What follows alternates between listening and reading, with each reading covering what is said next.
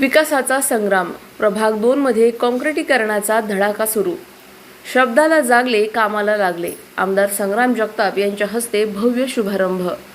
नगर शहराच्या विकास कामांचा धडाका कायम ठेवत प्रभाग क्रमांक 2 मधील महत्त्वाच्या रस्त्यांच्या काँक्रिटीकरण कामाचा भव्य शुभारंभ आमदार संग्राम जगताप यांच्या हस्ते उद्घाटन करण्यात आले।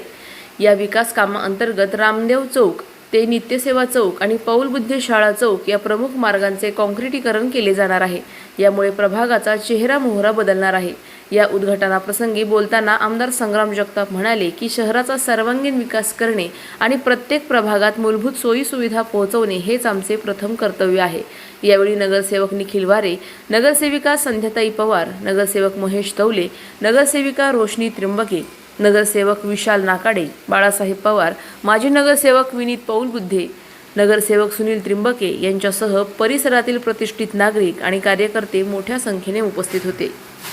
प्रतिनिधी स्वामी गोसावी, न्यूज 24 घडामोडी, अहिल्यानगर।